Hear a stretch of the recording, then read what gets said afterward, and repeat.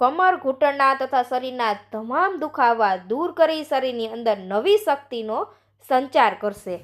શિયાળામાં વસાણાનો રાજા ગણવામાં આવે છે. આના વગર તો શિયાળો અધૂરો જ ગણાય.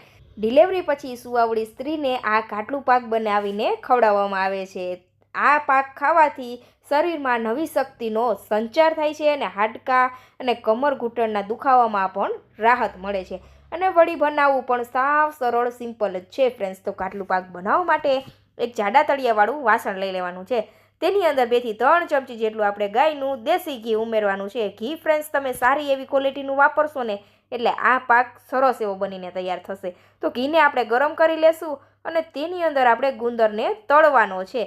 તો અહીંયા મેં 50 ગ્રામ ગુંદર લીધો છે. તમે ગુંદર તમારી પસંદ અનુસાર વધુ ઓછો લઈ શકો છો. તો ગુંદરને પહેલાં ઘીમાં સારી રીતે આપણે ફૂલાવી લેવાનો છે, જેથી દાંતમાં જરા પણ ગુંદર ચોટે નહીં. ખૂબ ઓછા ઘીમાં આજે આપણે આ વાનગી બનાવીને તૈયાર કરવાની છે ફ્રેન્ડ્સ. તો અહીંયા 50 ગ્રામ ગુંદર આપણે થોડી માત્રામાં ઉમેરતા જઈને સારી રીતે ફૂલાવી લીધો છે. જરાય કાચો ન રહે તે રીતે આપણે ગુંદરને અહીંયા ફૂલાવી લીધો છે.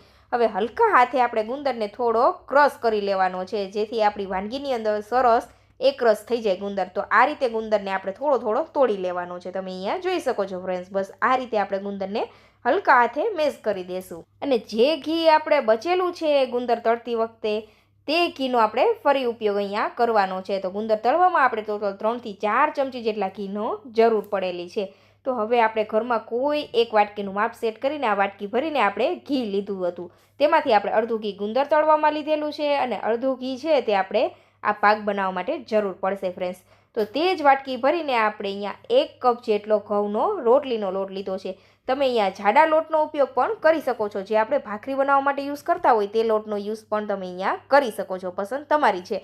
બંને લોટથી આ વાનગી સરસ જ લાગે છે, પણ તમે જે વાપરતા હોય તમારા ઘરમાં તેનો ઉપયોગ અહીંયા કરી શકો છો. તો હવે આ રીતે પહેલાં આપણે લોટને ઘીમાં સારી રીતે મિક્સ કરી દઈશું અને થોડીવાર માટે લોટને શેકીશું, જેથી ઘી છે તે બધું લોટ સાથે મિક્સ થઈ જાય. પણ ફ્રેન્ડ્સ અહીંયા જરૂર લાગે તો આપણે આગળથી થોડું એવું ઘી ઉપરથી 1 થી 2 ચમચી જેટલું ઉમેરતા જશું.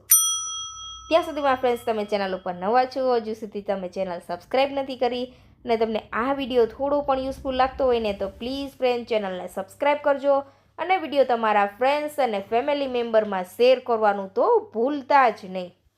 તો આ રીતે આપણે લોટને 5 મિનિટ માટે શેકી લીધેલો છે અને લોટ શેકતી વખતે ગેસની ફ્લેમ આપણે મીડિયમ જ કરી દેવાની છે.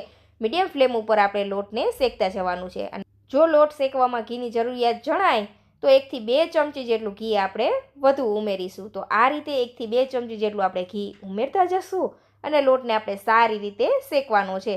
લોટનો કલર ચેન્જ ન થાય ત્યાં સુધી આપણે લોટને શેકવાનો છે, પણ ગેસની ફ્લેમ મીડિયમ કરી દેશું. મીડિયમ ફ્લેમ ઉપર આપણે સારી રીતે તેને શેકવાનો છે. ઉતાવળ જરા પણ નથી કરવાની.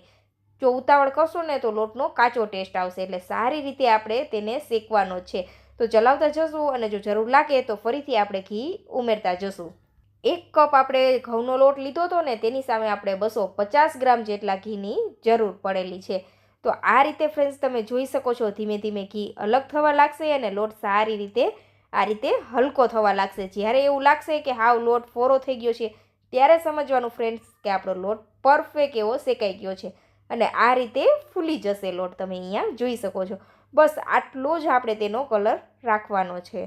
ખૂબ ઓછા ઘીની અંદર જ આપણે આ વસાણું તૈયાર કરવાના છીએ ફ્રેન્ડ્સ. જો જરૂર જણાય તો ફરીથી આપણે 1 થી 2 ચમચી જેટલું ઘી ઉમેરી દેશું. આ રીતે ઘી ઉમેરવાથી ઘીની માત્રા પણ ઓછી જાય છે આ વાનગીની અંદર. ઘણી વખત ફ્રેન્ડ્સ આપણે એવું કરતા હોય કે એકી સાથે બધું ઘી ઉમેરી દઈએ અને આપણી રેસીપીની અંદર ઘીની માત્રા વધી જાય છે અને ઉપર તરવા લાગે ઘી. એમ નહીં કરવાનું ફ્રેન્ડ્સ. જરૂર લાગે એટલું જ આપણે ઉમેરવાનું છે. તો હવે આપણે લઈ લેશું 100 ગ્રામ જેટલો માવો. માવો ઉમેરવાથી ફ્રેન્ડ્સ આ વાનગીનો ટેસ્ટ કંઈક અલગ જ આવે છે. અત્યારે આપણે ગેસની ફ્લેમ બંધ કરી દઈશું અને લોટ ગરમ જ છે એટલે માવો ઉમેરી દેશું ને એટલે માવાને આપણે અલગથી શેકવાની કાંઈ જ જરૂર નહીં પડે. ગેસની ફ્લેમ બંધ કરી દેશું. વાસણ ગરમ છે, લોટ ગરમ છે ને એટલે માવો સારી રીતે શેકાઈ જશે. તો આ રીતે ચલાવતા જશું અને માવાને લોટમાં આપણે સારી રીતે મિક્સ કરી દેશું. આ રીતે તમે અહીંયા જોઈ શકો છો. તેની સાથે આપણે થોડા કાજુ બદામ પણ ઉમેરી દેશું. આ રીતે આપણે ક્રશ કરીને લીધા છે. ડ્રાયફ્રૂટ ફ્રેન્ડ્સ તમે તમારા પસંદ અનુસાર વધુ ઓછા લઈ શકો છો. અત્યારે લોટ ગરમ જ છે અને લોટમાં આપણે ઘી ઉમેરેલું છે એટલે આપણે અલગથી ડ્રાયફ્રૂટ શેકવાની પણ જરૂર નહીં પડે. સાથે જ આપણે ઉમેરી દેવાનું છે વાટકો આવે છે ટોપરાનો વાટકો, તેમાંથી આપણે 50 ગ્રામ જેટલું છીણીને તૈયાર કરેલું છે ટોપરાનું છીણ તે ઉમેરી દેશું અને 100 ગ્રામ જેટલું આપણે કાટલું પાવડર ઉમેરી દેશું કે જેને 32 પાવડર પણ કહેતા હોય છે. આની અંદર 32 પ્રકારના જડીબુટીઓ ઉમેરેલા હોય છે જે આયુર્વેદિક વનસ્પતિમાંથી તૈયાર થતા હોય છે. અને આ આયુર્વેદિક બધા જ ઓસળિયા છે તે ફ્રેન્ડ્સ આપણે શિયાળાની સિઝનમાં જરૂરથી ખાવા જોઈએ. અલગ અલગ ઓસળિયા આપણને ખાવાના પસંદ નથી હોતા, એટલે આપણે આ રીતે 32નો ઉપયોગ કરીને આ પાક તૈયાર કરેલો છે. આને શિયાળાનો વસાણાનો રાજા કહેવામાં આવે છે કાટલું પાકને. હવે જે તળેલો ગુંદર છે ને તે ઉમેરી દેશું અને સારી રીતે આ રીતે મિક્સ કરી દેવાનું છે કાટલું પાકમાં. આ બધી પ્રોસેસ કરતી વખતે જ ફ્રેન્ડ્સ આપણે આગળ કીધું કે માવો આપણે જ્યારે ઉમેરેલો ત્યારથી જ ગેસ બંધ છે, તે વાતનું ધ્યાન રાખવાનું છે ફ્રેન્ડ્સ. ગેસની ફ્લેમ બંધ જ કરી દેવાની છે. અત્યારે બધી વસ્તુ ગરમ જ છે એટલે સારી રીતે મિક્સ થઈ જશે. જો તમને એવું લાગતું હોય કે ઘીનું પ્રમાણ ઓછું છે અને પાક થોડોક ડ્રાય લાગે છે તો અત્યારે ફ્રેન્ડ્સ તમે ઘી ગરમ કરીને પણ થોડું એવું ઘી ઉપરથી ઉમેરી શકો છો, પણ અત્યારે આપણે વધુ ઘી પસંદ નથી એટલે ઓછા ઘીમાં જ આ પાક તૈયાર કરીશું આપણે. તો આ રીતે હવે 32વાળા મિશ્રણને 5 મિનિટ માટે ઠંડુ કરી લેશું. નવશેકું ગરમ હોય ને ફ્રેન્ડ્સ ત્યારે જ આપણે તેની અંદર ગોળ ઉમેરવાનો છે. ગોળને આપણે ઝીણો સમારીને જ લીધેલો છે.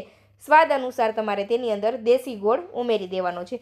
જો બહુ ગરમ હોય અને ત્યારે તરત જ આપણે ઉમેરી દઈએ ને ગોળ તો ગોળમાં પાયો આવી જશે, તેને લીધે આપણો પાક છે તે જવળ થશે. એટલે તે વાતનું ધ્યાન રાખવાનું ફ્રેન્ડ્સ.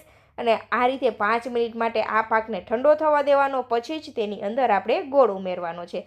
અને અત્યારે પણ આ મિશ્રણ ઠંડુ નથી થયું, ગરમ જ છે, એટલે ગોળ સારી રીતે ઓગળીને મિક્સ થઈ જશે. પણ વધુ ગરમ ન હોય મિશ્રણ તે વાતનું ફ્રેન્ડ્સ ધ્યાન રાખવાનું છે. જો પાયો આવી ગયો ને તો તમારો 32આ પાક છે તે કડક બની જશે અને ચવળ લાગશે, એટલે તે વાતનું ધ્યાન રાખવાનું છે. આ રીત ફોલો કરશો ને ફ્રેન્ડ્સ એટલે મોટા વડીલો દાંત નહીં હોય ને તે પણ આસાનીથી ખાઈ શકશે. એટલો સોફ્ટ અને રૂ જેવો પોચો એવો આ 32આ પાક બનીને તૈયાર થશે. તો આપણું કાટલું રેડી છે ફ્રેન્ડ્સ. તો હવે તેને એક પ્લેટની અંદર સેટ કરી દેશું અને તે પ્લેટને આપણે ઘીથી ગ્રીસ કરી લેશું જેથી પીસીસ આસાનીથી અલગ થઈ જાય. આ રીતે આપણે પાકને સારી રીતે સેટ કરી દેવાનો છે ફ્રેન્ડ્સ. આ પાક સુવાવડી સ્ત્રીને ખવડાવવામાં આવે ને ફ્રેન્ડ્સ તો તેને શરીરમાં નવી શક્તિનો સંચાર થાય છે અને દૂધમાં પણ વધારો થાય છે. તો જરૂરથી ફ્રેન્ડ્સ એકવાર આ રીતે કાટલું પાક તૈયાર કરજો. તમે અહીંયા જોઈ શકો છો પાક ઉપર પણ આ રીતે ઘી દેખાવા લાગેલ છે, એટલે આપણે વધુ ઘી ઉમેરવાની પણ જરૂર નહીં પડે. અને સારી રીતે ગોળ પણ મિક્સ થઈ ગયો છે. તો હવે તેમાં આપણે કટ લગાવી દઈશું અને પાકને ઠંડો થવા દઈશું 1 થી 2 કલાક માટે. સારી રીતે ઠંડો થઈ જાય પછી આપણે તેમાંથી પીસ તૈયાર કરી લેશું. ઉપર ફ્રેન્ડ્સ તમારે ડ્રાયફ્રૂટ છાંટવા હોય તો તમે ડ્રાયફ્રૂટથી પણ ગાર્નિશ કરી શકો છો. હવે ફ્રેન્ડ્સ તમને જો કમર ઘૂંટણના દુખાવા રહેતા હોય ને, શરીરમાં કોઈ પણ પ્રકારના દુખાવા હોય ને, તો શિયાળામાં જો તમે આ રીતે બનેલું કાટલું પાક ખાઈ લેશો ને એટલે બધા દુખાવા છૂમંતર થઈ જશે. વસાણાનો રાજા કહેવામાં આવે છે. ખૂબ સરસ હેલ્ધી ટેસ્ટી છે અને આ વસાણું નાનાથી માંડી મોટા લોકો બધા ખાઈ શકે છે. આને તમે એકવાર બનાવીને મહિનો સુધી સ્ટોર પણ કરી શકો છો. જે વડીલોને દાંત નથી તે પણ આસાનીથી ખાઈ શકે એટલો સોફ્ટ એવો આપણો અહીંયા 32 પાક કે કાટલું પાક